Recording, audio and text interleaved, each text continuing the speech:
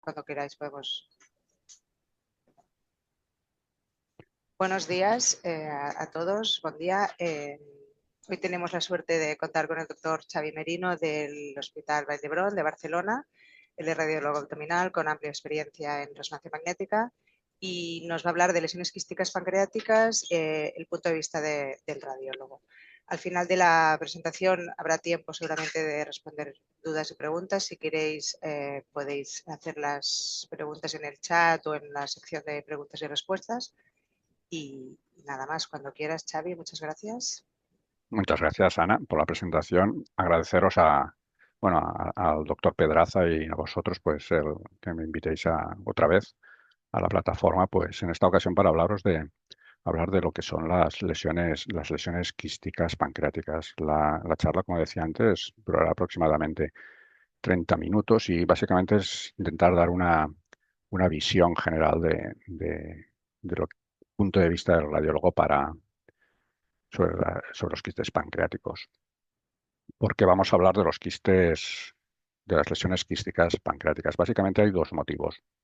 Estos son datos, lo que os presento aquí son datos de epidemiología del cáncer de páncreas de 2023 en España. Y vemos que el cáncer de páncreas, desgraciadamente, y esto va a peor, ¿no? Es un tipo de tumor con una mortalidad muy elevada. Por tanto,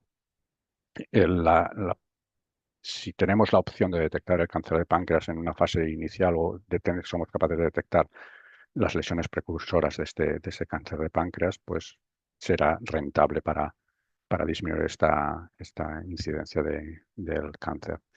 Y por lo que os decía, hablamos de las lesiones quísticas pancreáticas porque dos de las lesiones precursoras del cáncer de páncreas, como son la neoplasia quística mucinosa y el TPMI o la neoplasia papilar mucinosa intraductal, se manifiestan en el páncreas como lesiones quísticas.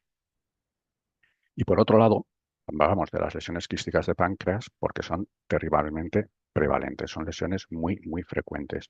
Se estima que, como veis aquí, aproximadamente un 50% de las series autópsicas tienen lesiones quísticas pancreáticas, tienen quistes de páncreas.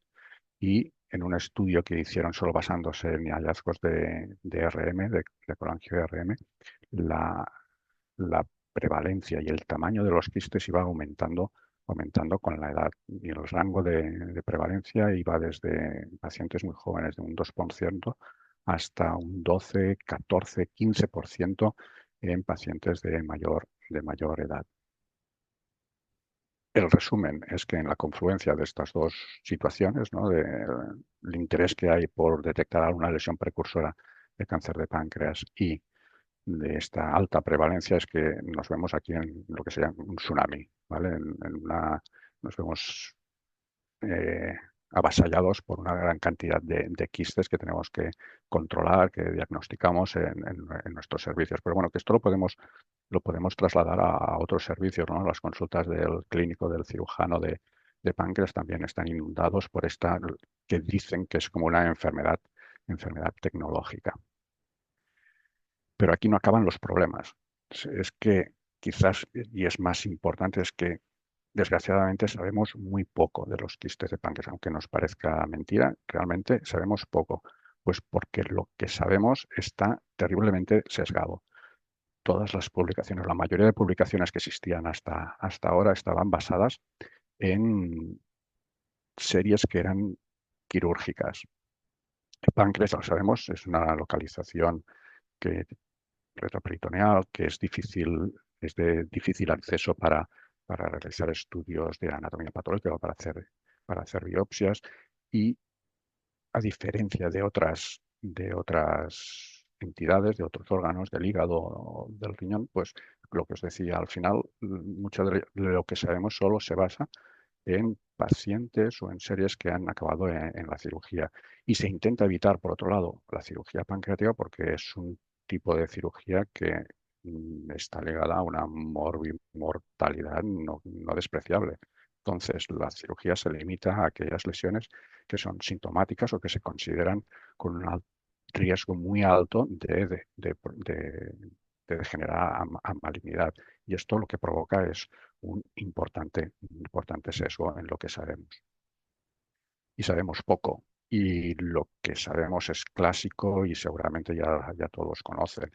La idea tradicional que tenemos del cáncer de páncreas o la idea tradicional sería la de una progresión secuencial entre un páncreas normal que parece una displasia de bajo grado, que va evolucionando a una displasia de grado intermedio, alto grado y al final cáncer. Está camino, esta secuencia, un paso detrás de otro. Es importante, un concepto importante aquí que me gustaría destacar es que como la cirugía la estamos reservando para aquellas lesiones premalignas o aquellas lesiones claramente premalignas, si estamos intentando detectar antes el cáncer de páncreas, si operamos un quiste pancreático cuando ya tenemos un cáncer de páncreas, estaremos llegando tarde, no sería una buena opción. Lo ideal sería detectar aquellos quistes pancreáticos que tienen un grado intermedio o un alto grado de displasia, porque estos serían todavía lesiones premalignas y este sería el objetivo fundamental de la cirugía.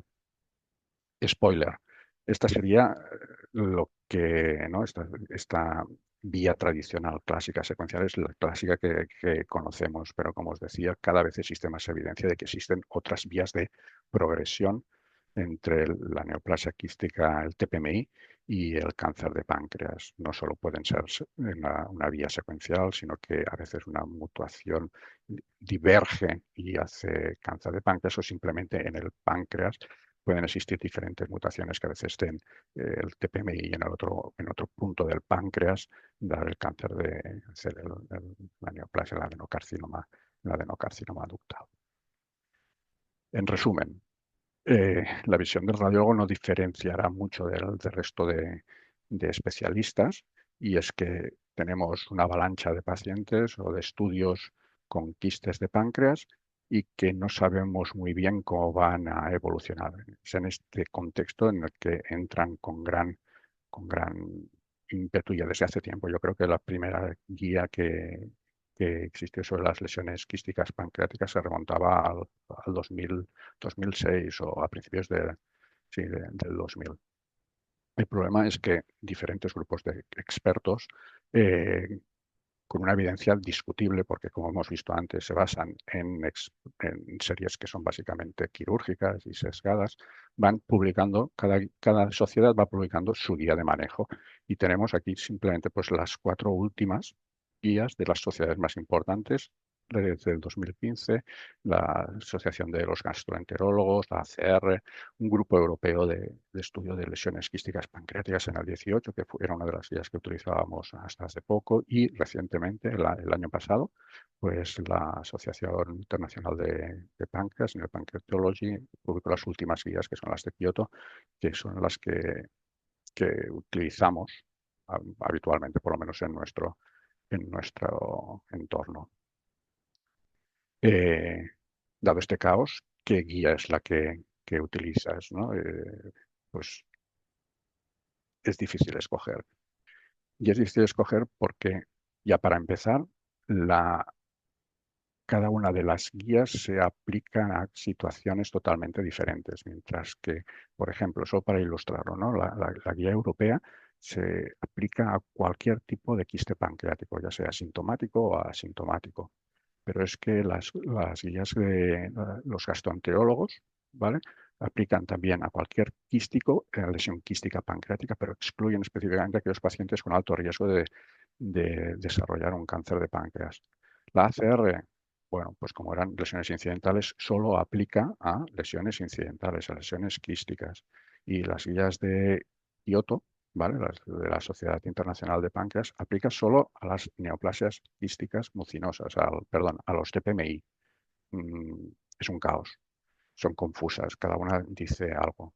La buena noticia es que parece que hay, o por lo menos existe la intención de que en 1 o 2 años exista una guía que las unifique a todas, ¿vale? En plan, como el Señor de los Anillos, ¿no? Al final, mm, todas estas guías confusas, que cada una se aplica en un contexto diferente, pues que tendremos una única guía, pero bueno, a ver si podemos aprovecharnos de ella. aunque todas las guías son diferentes, lo que tienen en común y todas coinciden es que se basan en clasificar correctamente las lesiones quísticas pancreáticas. Y no es por desanimaros, pero es que existen más de 20 tipos de quistes pancreáticos por AP. Entonces, la aplicabilidad de estas guías dependerá en muchas ocasiones, por no decir en todas, en que estemos clasificando correctamente esta lesión quística dentro de estos subtipos patológicos.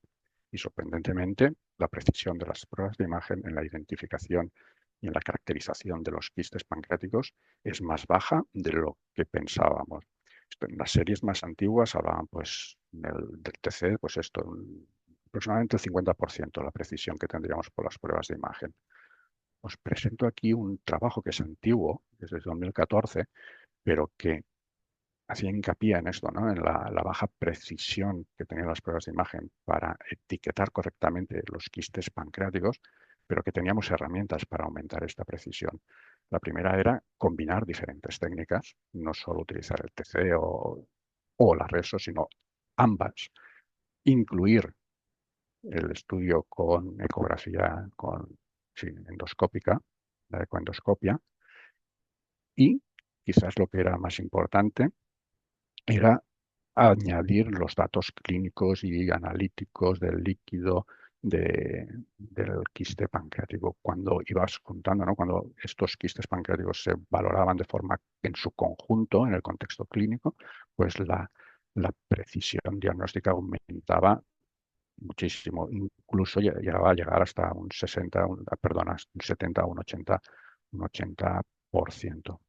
Era interesante también ver cómo a lo largo del tiempo, ¿no? Cuando pasaban la precisión, iba mejorando cuanto más sabíamos, ¿no? Y era mucho más baja en la primera época, en el 2004 o 2006, que no en las últimas épocas, ¿no? En el 2010-2012, o sea que cada vez sabemos.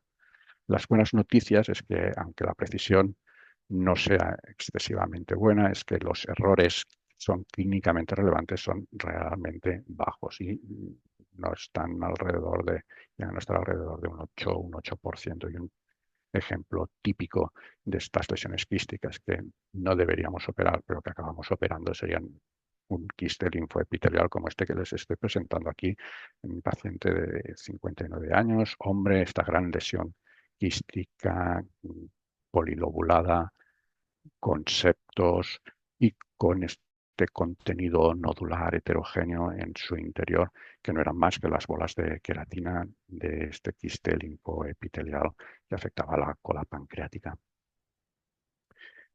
Otra cosa importante a tener en cuenta es que no todos los quistes pancreáticos que vemos por resonancia, por el TC, todos los quistes pancreáticos que vemos son neoplásicos, ni mucho menos. ¿Vale? No solo no son neoplásicos, es que ni mucho menos tienen por qué ser una TPMI. A modo de ejemplo, ilustra esta afirmación que estoy diciendo, este caso, con estos múltiples quistes distribuidos por toda la glándula. Llamaba la atención especialmente aquí en la zona de la cola glandular, estaban más agrupados. Este paciente, si no recuerdo mal, se sometió a una ecoendoscopia. En la econdoscopia referían la presencia de un nódulo dentro del quiste y este paciente fue a cirugía, se hizo la resección de la cola pancreática y la sorpresa es cuando la patóloga nos dice que no solo no había displasias, si es que no había ningún TPMI, todo lo que estábamos viendo eran quistes de retención. Aquí una imagen pues que vemos que el quiste estaba tapizado por este epitelio sin proliferación papilar. Eran quistes de retención, por tanto eran quistes no neoplásicos en el contexto de una pancreatitis crónica. Estos ejemplos ilustran la dificultad para caracterizar las lesiones quísticas pancreáticas. El objetivo al final de las guías, entonces, será ver qué parámetros de imagen son los que nos permitirá diferenciar aquellos quistes tributarios de cirugía, porque tienen una alta probabilidad de degenerar a cáncer de páncreas, de aquellos que no.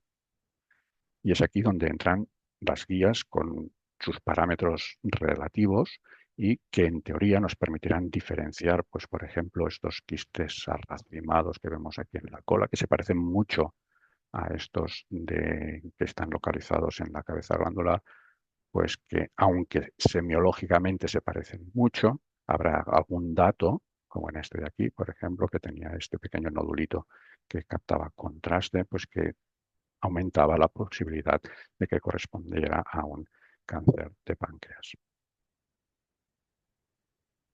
A partir de ahora lo que vamos a hacer será primero ir revisando todos estos parámetros, todos estos signos que describen las guías clínicas, y después nos centraremos en especial en las últimas guías publicadas, que son las guías de Kyoto. Entonces, hablaremos primero un matiz. Básicamente todas las guías ponen diferentes nombres, pero básicamente lo que nos dicen es que hay unos signos de alto riesgo y unos signos unos signos de alto riesgo o indicaciones absolutas de cirugía, que son aquí los que nos están marcándose en rojo, ¿vale? Y después existen otros signos que serían los worrisome, los de preocupación, que vendrían a ser, para traducirlo, como indicaciones relativas de cirugía. Como decía, vamos a empezar hablando de lo que sean los signos de alto riesgo, los signos de alarma de alto riesgo, indicaciones absolutas de cirugía. Básicamente, como veíamos en el esquema previo, son tres tipos. El primero sería la obstrucción de la vía biliar condicionada por el quiste. Cualquiera de las guías, como veis aquí, pues constituye un alto riesgo, ¿no? Un signo de alto riesgo o de indicación absoluta de cirugía, porque se correlaciona con la posibilidad de una displasia de alto grado o de carcinoma pancreático. El segundo criterio o el segundo signo que evalúan las guías es la dilatación del conducto pancreático principal. Y aquí es donde empiezan a existir diferentes valores y diferentes significados según las guías que le dan a la dilatación del conducto principal. Como decía, todas las guías lo valoran. Es un factor, un parámetro básico. El, la medida, el grado, el calibre de dilatación del conducto pancreático principal.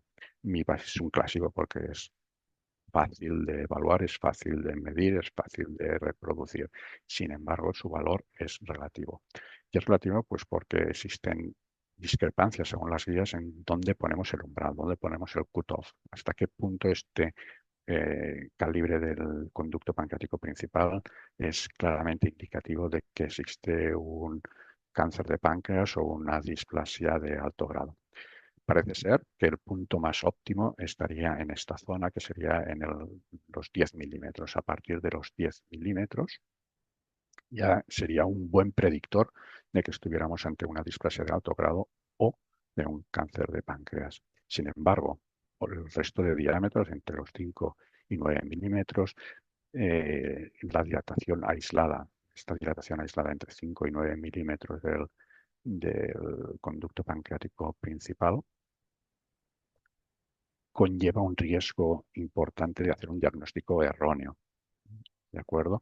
Y que estuviéramos operando a un paciente sin tenerlo que operar, un sobretratamiento. ¿De acuerdo? Importante estos 10 milímetros.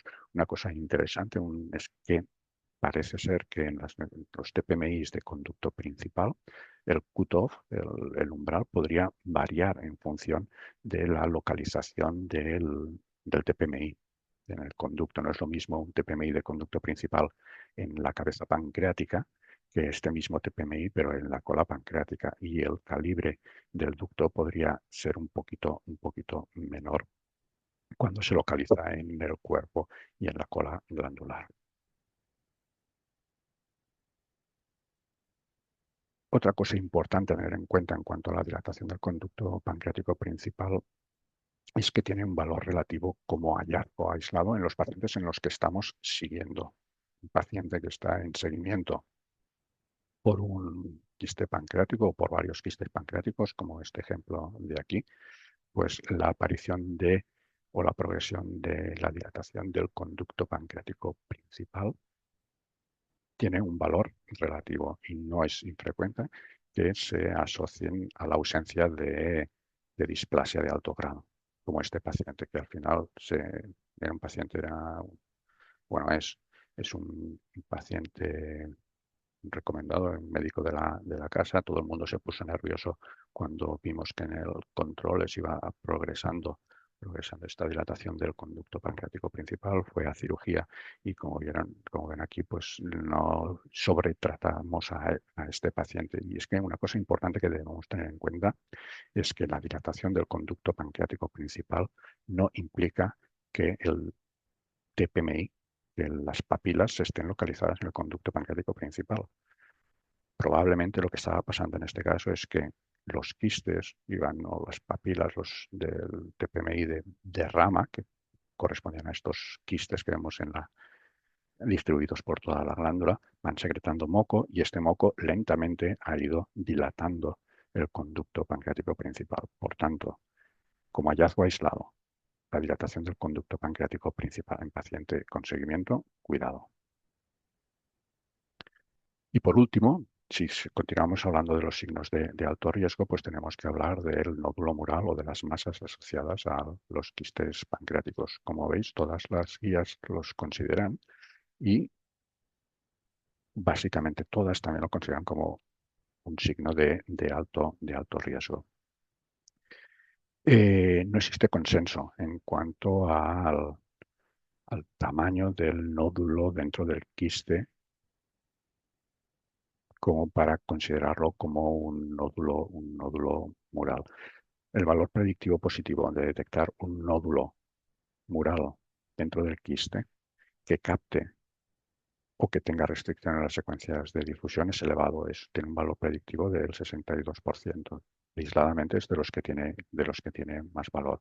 No existe clara evidencia de que exista una correlación entre el tamaño del quiste y la probabilidad de que corresponda a una displasia de alto grado, pero sí se está demostrando que, como vemos, la captación de contraste, detectar la captación de contraste en este nódulo es muy importante, pues se está demostrando que la ecografía endoscópica con contraste es capaz de detectar estos nódulos pequeñitos con captación de forma mejor que el TC o la resonancia magnética.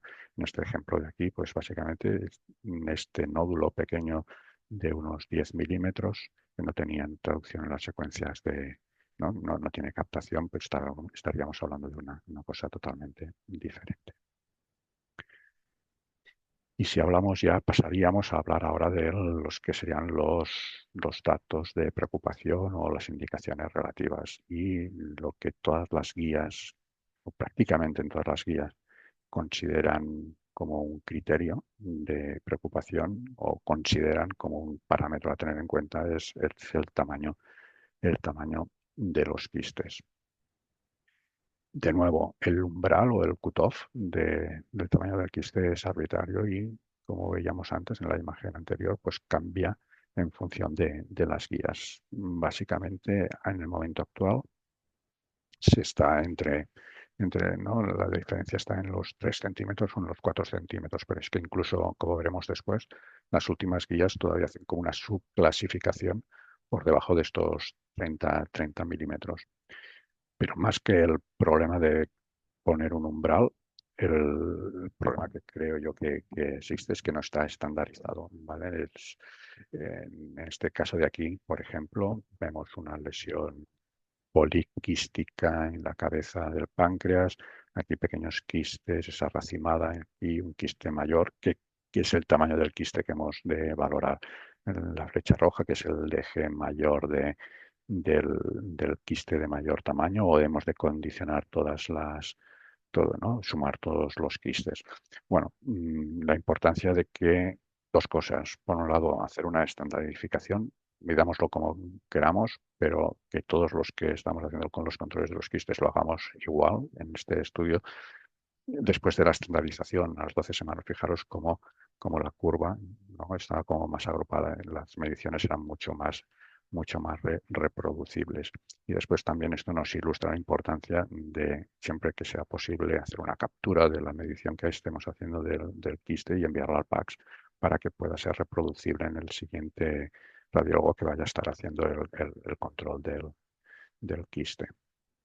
Es muy importante, por tanto, la estandarización de las medidas.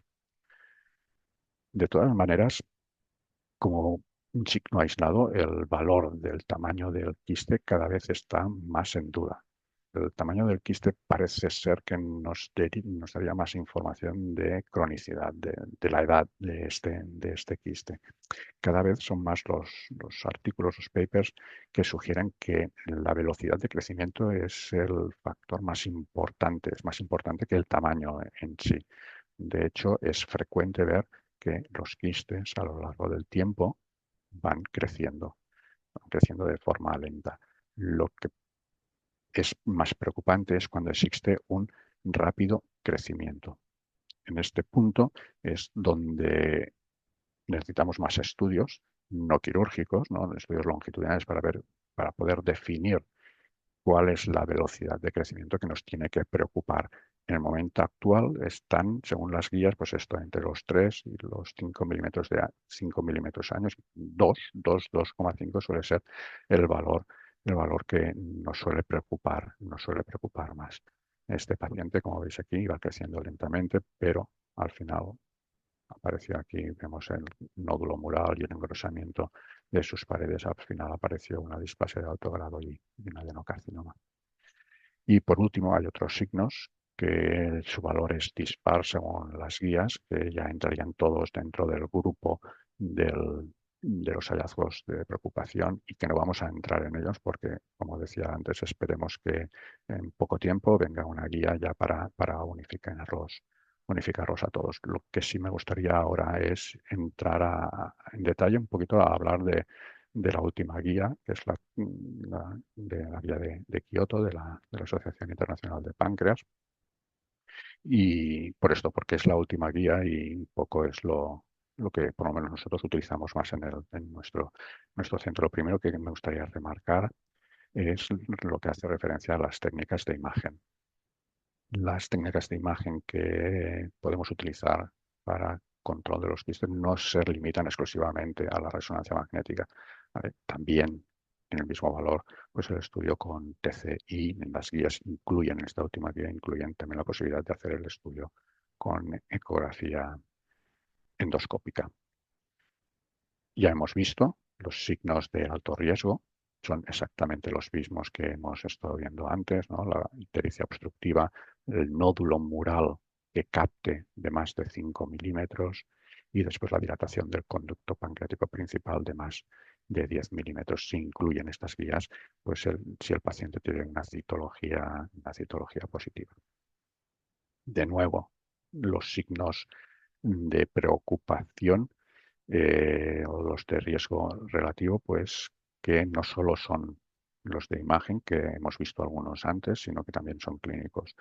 Incluyen la presencia de pancreatitis aguda, elevación del CA19-9, la aparición aguda de una diabetes, el tamaño del quiste. Ahora ya pasamos a los parámetros por imagen, el tamaño del quiste, y es importante ver que el tamaño del quiste por sí solo no constituye una indicación de cirugía. Ya lo hemos dicho antes, el valor del tamaño del quiste su valor es relativo por sí solo.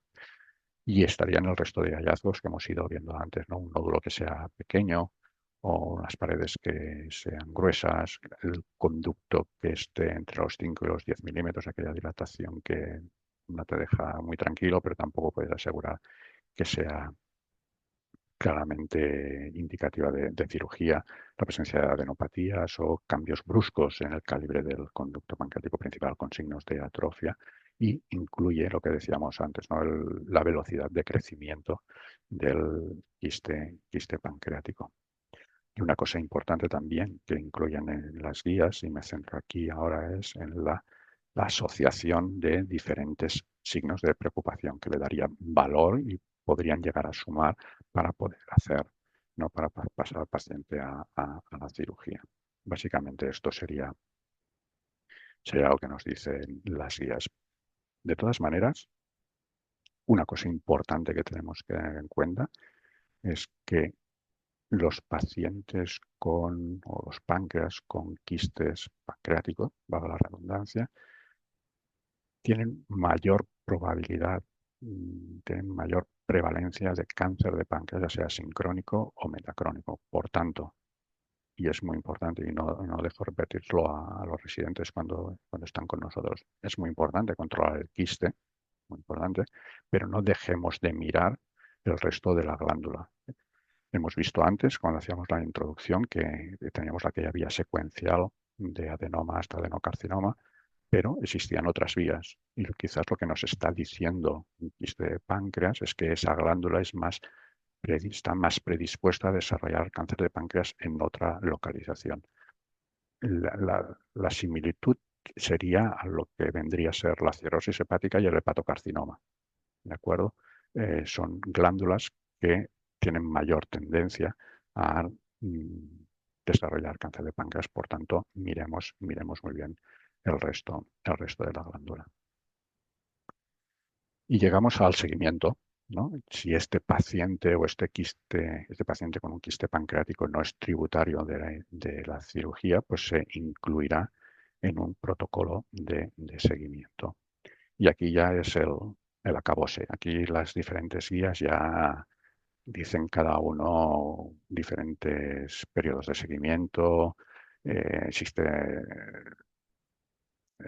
diferentes intervalos, diferentes formas de seguirlo. Bueno, ya es no voy a entrar en ellas. En lo que coinciden todas, absolutamente todas, es que solo se deben seguir aquellos pacientes que son tributarios de una cirugía, que son lo que dicen, sí, que tolerarán una cirugía pancreática. Ya hemos visto antes que la cirugía pancreática conlleva una alta morbimortalidad. Por tanto, no hace falta seguir a un paciente que al final vamos a rechazar la cirugía por su mal estado general, porque no sería capaz de tolerarla. Todas las guías nos dicen, hemos visto el tamaño, ¿no? A partir del cual sospechas que se tienen que seguir, pero ninguna se llega a mojar mucho en que a partir de qué tamaño debemos seguir estos quistes. La única que dice algo, y lo dice así como un poquito de pasada, es la guía el papel, ¿no? el documento de la ECR, que nos decía, pues esto lo que está aquí marcado, que los quistes de menos de 5 milímetros, como este de aquí, pues parece ser que tienen tan poco riesgo que no dicen que no lo sigamos, pero que quizás hacer una exploración a los 2, 3 años para confirmar que está igual y demostrar la estabilidad de esta lesión, de este puntito, pues podría ser suficiente. Incluso llega a decir que a partir de los 75 años, estos microquistes que vemos, es que algunos recomiendan incluso ni mencionarlos en el informe. Pero cuidado, porque nos estamos moviendo en un terreno pantanoso. Y este es un casito reciente, un paciente de 65 años, que hice el informe yo, y este quiste que está marcado aquí con flecha, 5 milímetros. Recuerdo que, pues esto, lo que decían las guías, vamos a recomendar un control en 3 años para confirmar que está estable y olvidarnos de él, porque valor clínico era inexistente, pero es que afortunadamente para él, a los 6 meses debutó o se hizo otra prueba de imagen, en este caso un TC, por una pancreatitis aguda. Vemos aquí la infiltración de la grasa alrededor de la cabeza y la sorpresa fue que este pequeño quiste no solo había crecido, sino que vemos aquí cómo captaban toda la pared. Con la sospecha de un tumor neuroendocrino quístico, pues se hizo el PET-CT con galio que confirmó este origen neoplásico, al fin y al cabo, un tumor neuroendocrino del que fue operado. O sea que cuidado porque nos movemos en un terreno que no sabemos muy bien dónde estamos.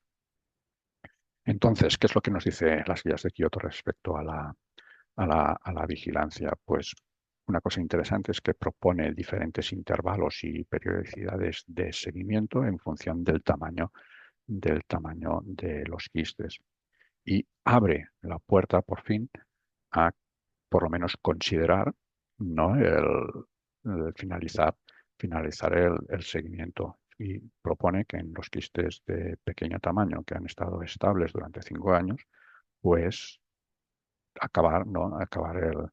Finalizar el seguimiento.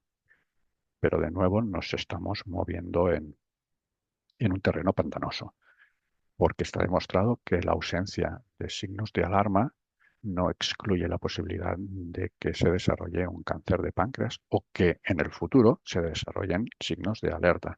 En este trabajo reciente de 2023, una serie larguísima, era retrospectiva, pero era una serie larguísima de más de 3.000 TPMIs de ducto lateral, de menos de 3 centímetros y sin signos de alerta, a lo largo del tiempo un número no despreciable de los casos desarrollaba o signos de preocupación, un 20%, pero es que un 2% desarrollaban signos de alto riesgo.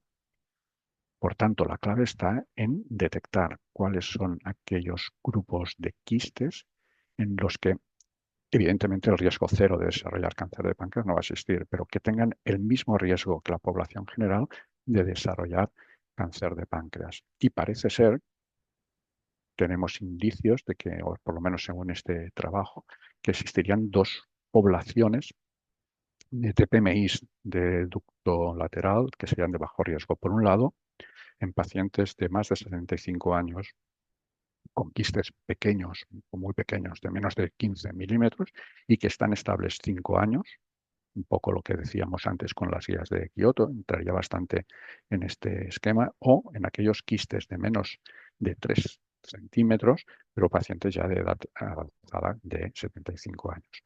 Se empieza a abrir, como decíamos antes, la puerta a finalizar el seguimiento en este contexto.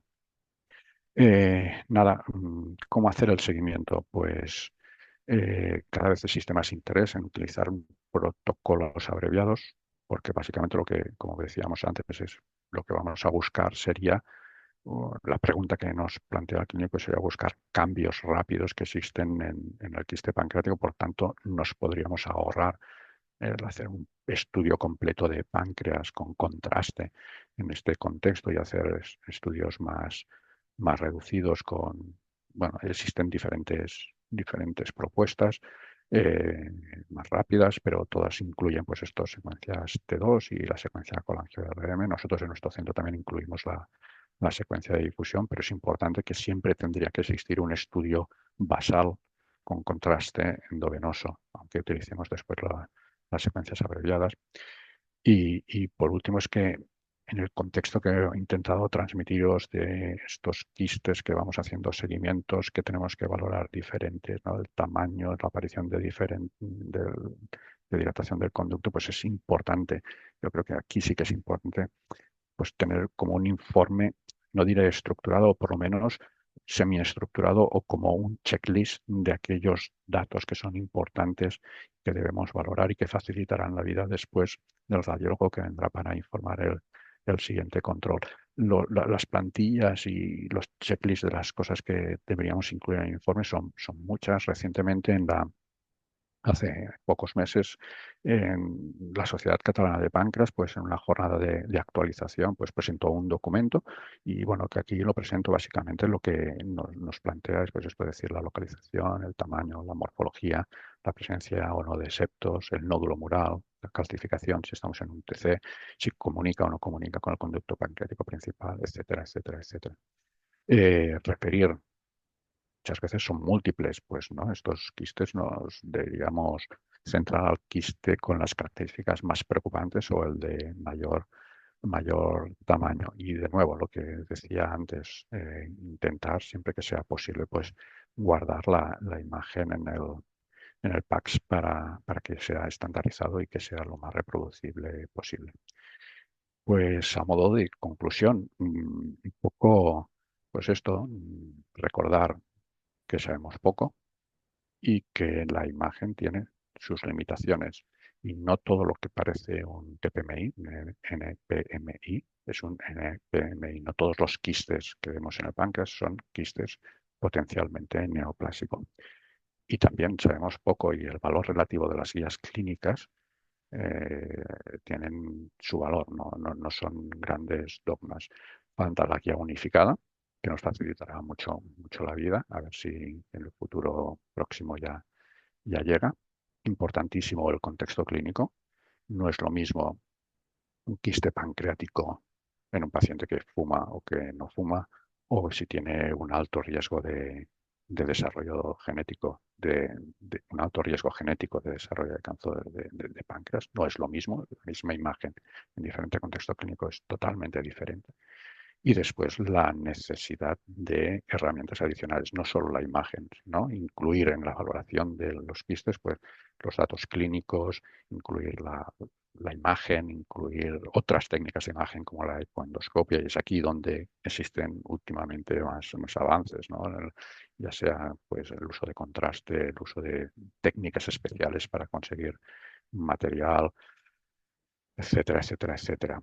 También incluir, cuando estamos valorando los quistes, pues los marcadores bioquímicos, y lo que parece que va a ser el futuro, pues sería la inclusión de marcadores genéticos y moleculares.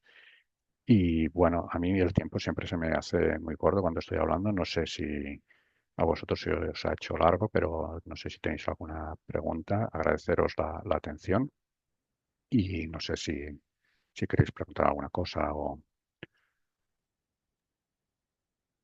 Muchas gracias, doctor Merino. La verdad es que creo que ha sido una revisión súper práctica del tema. Yo creo que todos hemos aprendido cosas.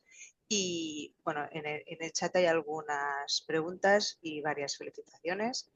Y una pregunta del doctor Ayuso que a mí también me ha sorprendido y da un poco de duda es que es dicho que a veces la dilatación progresiva del conducto pancreático principal, bueno, que en casos pues Sí, sí, sí. no se asocia ¿no? A un peor pronóstico. Y entonces la pregunta un poco es en qué casos podríamos no recomendar cirugía cuando vemos una dilatación progresiva del conducto pancreático principal. Da miedo, ¿no? Sí, No re- Da miedo. Básicamente, a ver, la dilatación del conducto pancreático principal se considera como un factor de riesgo porque es un signo de que el TPMI se está localizado en el conducto pancreático principal, ¿no? Y esto es el TPMI que se localiza en el, en el Wirsum es de más riesgo que el que se localiza en el conducto lateral. Cuando lo ves en un único estudio y ves la dilatación del ducto, no sabes si es el moco que ha estado secretando esa rama lateral y que poco a poco ha ido rellenando el ducto, o es que el TPMX está directamente localizado en el Wirsum. Es que me estoy repitiendo siempre el conducto pancreático, pero bueno, no sé si se me entiende la idea. Entonces, en esta situación, quizás cuando tienes una única imagen, pues tiene más valor, entre comillas, que no cuando estás viendo que el único dato de preocupación es la dilatación del conducto. Porque probablemente lo que está pasando es que el TPMI, que está en ese quistecito en la cola, va secretando moco y este moco va ocupando el conducto y lo va dilatando. Yo creo que indicar la cirugía solo por la dilatación del ducto es por lo menos arriesgado, igual que solo por el tamaño del quiste. Buscas, ¿no? En las guías de Kioto una de las cosas interesantes es que empieza a darle valor a la sumación, ¿no? Que se vayan añadiendo diferentes datos de sospecha. El quiste está creciendo, está apareciendo, está apareciendo pues la dilatación del conducto, ah, otros datos que vayan sumando y que aumenten los argumentos para poder hacer la cirugía. Básicamente lo único que pretendía transmitir aquí es que cuidado cuando indicas una cirugía solo por la dilatación del conducto pancreático principal en un paciente que lo has estado siguiendo por los quistes. Mejor si eres capaz de estar, no sé, aquí a lo mejor sería para hacer una ecoendoscopia y buscar estos otros datos, ¿no? Marcadores genéticos, a ver si no, alguna tipia, pero si puedes esperar un poco, parece ser que le hubiéramos, por lo menos en nuestro paciente, le hubiéramos evitado, y es lo que parece con el trabajo este que enseñaba, le hubiéramos evitado un sobretratamiento. Muchas gracias. Y a ver, también hay alguna pregunta sobre en qué pacientes usáis el protocolo abreviado sin contraste. Yo creo que más o menos os he explicado, pero si puedes comentar un poco más. Siempre, siempre, siempre tienen que tener un estudio completo, basal, con contraste. Procuramos evitar, o personalmente procuro evitar el protocolo abreviado cuando hay algo más, y me explico. En el contexto, si en el informe previo hablaban de signos de pancreatitis crónica, una glándula que es un poquito más hipointensa, hablo de resonancia, pues aquí sí que intento poner contraste porque, como os decía antes, no es solo valorar el quiste, sino es valorar el resto de toda la glándula. A la que tengo dificultades para valorar el resto de la glándula, entonces procuro no utilizarlo. Lo cierto es que, como la mayoría de estudios se hacen sin supervisión, se hacen en horario de noche o de fines de semana, la verdad es que para ahorrarte recitar a pacientes no ponemos contraste, pero hacemos un estudio de páncreas sin contraste, completo pero sin contraste. Y si se tiene que recitar para poner contraste, pues lo hacemos. Vale, perfecto. Y ya por último, otra pregunta. Ah, espera, a ver. Vale. Otra pregunta que hay ahora es, en el comité, ¿presentáis todos los casos de quistes pancreáticos? ¿Cuáles presentan? Ya sería lo último. Todos me Ya imagino que sería no, lo pero último. ¿cuáles? Lo primero, intentamos en los informes siempre hacer una recomendación de la conducta a seguir. Y cuando hay alguna cosa que chirría, que no es concordante, entonces se presentan en el comité. Pero allí empezamos a hacer un comité de quistes o de patología benigna pancreática, benigna entre comillas, que básicamente al inicio eran prácticamente todo eran quistes pancreáticos, pero cada vez son menos. Yo creo que es un poco producto de esto, ¿no? De intentar incluir en la conclusión la recomendación desde, bueno, radiológica, que te basas en las guías. Y se presentan, pero no se presentan todos, ni mucho menos, afortunadamente. Vale, perfecto. Y ya para acabar, ya has hablado que hacemos la valoración de estos pacientes, resonancia, TAC y econdoscopia. ¿Y hay alguna pregunta sobre el papel del TC dual o del PET? En algún caso podemos usarlo. Y el test dual nosotros no tenemos, bueno, eh,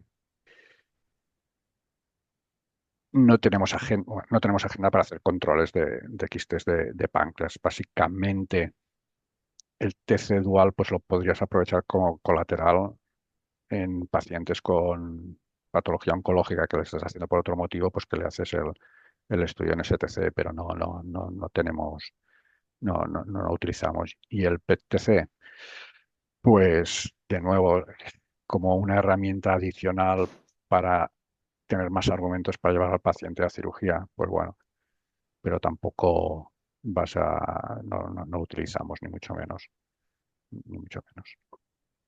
Vale, muy bien. Pues yo creo que no hay más preguntas. No sé si los expertos que tenemos hoy quieren comentar alguna cosa. Gonzalo. Hola, Xavi. Enhorabuena por la charla. La exposición ha sido muy clara, un tema que no es nada claro. Yo creo que además para complicar un poco más el seguimiento en los pocos pacientes o los pacientes que al final van a cirugía, las guías de Kioto ahora, las últimas, dicen que has de seguirlos aunque la anatomía patológica sea benigna. ¿Cómo hacéis vosotros el seguimiento en estos pacientes? A todos los que se operan los seguimos igual, Sin como EDIE. que sí, sí, sí, sí, sí. En mi hospital, la verdad es que yo lo entiendo, ¿eh?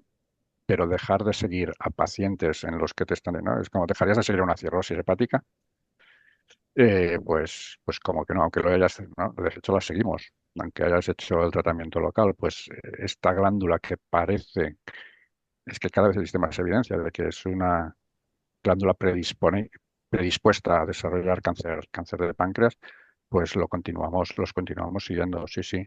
los continuamos siguiendo hasta que, y esta es la otra gran batalla que tenemos siempre con los cirujanos, hasta que el paciente es surgically fit, hasta que es tributaria la cirugía. Y aquí es donde acaba el seguimiento. Yo entiendo, que plantear abrir la puerta de finalizar el seguimiento con todo lo que hemos dicho, pues da miedo. Pero no sé si la solución pasaría por incrementar el intervalo de seguimiento o hacer como una solución intermedia, que al final era un poco lo que hacíamos cuando teníamos todas las guías, cuando teníamos 5 guías diferentes, al final un poco te hacías, ¿no? Ibas adaptando las guías según el contexto. A lo mejor está por ahí la solución, pero sí, los seguimos a pesar de la cirugía, a pesar de que haya sido una displasia de bajo grado. Y la otra pregunta era un poco esta, los intervalos de seguimiento. Ya has dicho los Las pequeñitos. guías, sí, utilizamos los de las guías, la guía de Kioto ahora, sí, en función del tamaño. Igual. Mario, Ramiro. Pues nada, yo quería felicitar a Xavier, me ha encantado la charla, que es tremendamente informada, pero a la vez pues manteniendo el escepticismo y la duda, ¿no? Que tenemos siempre más los radiólogos quizá que otros especialistas a la hora de seguir las guías. Y, o sea, respecto a la necesidad de seguimiento, también me surge a mí un poco, aunque está un poco fuera de nuestro campo, la econdoscopia, la función de las lesiones nos puede aportar información adicional, pero ¿tú crees que es siempre necesaria? Porque yo creo que a veces estamos enviando demasiados pacientes a ecografía y punción, que no siempre es una técnica inocua, ¿no? Es una técnica más invasiva que la resonancia y quizá en algunos pacientes. Además, en la práctica privada a veces no es tan fácil, ¿no? Enviar un paciente a econdoscopia. ¿Crees que algunos pacientes podríamos directamente seguirlos radiológicamente sin necesidad de exploraciones de ecografía endoscópica y punción de la lesión? ¿Cuándo recomendar la ecografía, la econdoscopia? Eh, yo lo considero como ¿no? Como buscar más argumentos para llevar al paciente a la cirugía. Evidentemente, no todos los pacientes con quistes pancreáticos, pongamos tamaño, ¿no? Basándote en el tamaño, los vas a pinchar, pero en aquellas situaciones en las que empieza a pasar algo, necesitan cambios que existen, sobre todo el cambio. Yo le doy mucho valor, personalmente, es una opinión mía, ¿eh? Le doy más valor no solo a la foto del quiste, sino cuando hay cambios rápidos, o sí, cambios. Cuando un quiste empieza a cambiar, entonces quizás es el momento de buscar algún otro argumento. La rentabilidad de la citología en estos quistes es bajísima, no te va a ayudar. Pero tenemos casos que no detectábamos ningún nódulo mural que captaba y que por econdoscopia son, ¿no? Son más sensibles en la detección de estos nodulitos bueno, que se correlacionan con mayor riesgo de displasia, moderada por lo menos y de alto grado. Sí, de acuerdo. Pero que quizá en la exploración inicial no es necesario No, mucho no, esfuerzo. no, ni mucho menos, ni mucho menos, ni mucho menos. ¿Vosotros los pincháis ya inicialmente? Eh, No, o sea, yo muchas veces no lo recomiendo, pero sí que es verdad que a veces los digestólogos, pues muchas veces tienen tendencia a estos pacientes ya sobre todo, pues, aunque sean claramente pues de rama secundaria y no demasiado grandes, a hacer ya en la primera visita exploración endoscópica, ¿no? no, la Yo gente recomiendo. lo entiendo, es que cuando el paciente oye páncreas se pone todo el mundo muy, muy, muy, muy, muy nervioso. Eh, también entra, es que es complicado, también estamos hablando aquí de conceptos médicos, a imagen, pero también entra aquí y es fundamental que es que le supone al paciente entrar en un protocolo de seguimiento ¿no? Pacientes que lo llevan mejor y otros pacientes que simplemente el saber que se tienen que hacer el seguimiento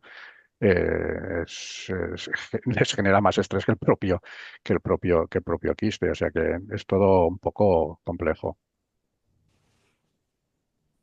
Mario, no sé si quieres hacer algún comentario rápido, que ya estamos casi. No, sería retomar un poco lo que has planteado tú, Ana, al principio, de que estamos viendo muchísimos quistes pancreáticos hallagados de forma incidental cuando hacemos TACs.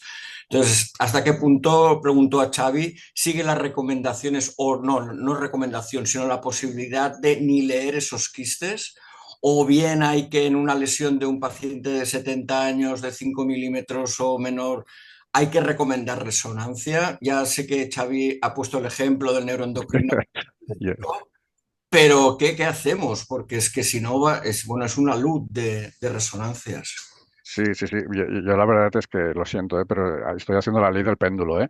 Era de los que ni los mencionaba, o si los mencionaba me mojaba mucho en el sentido de no hace falta hacer nada con este quiste, o si dudaba, pues hacer un control en 2, 3 años para confirmar que está estable. O sea, estaba tal seguro, pero después de este caso que os he enseñado, el péndulo ha pasado hacia el otro lado y empiezo a por lo menos dejar la puerta abierta a hacer algún control.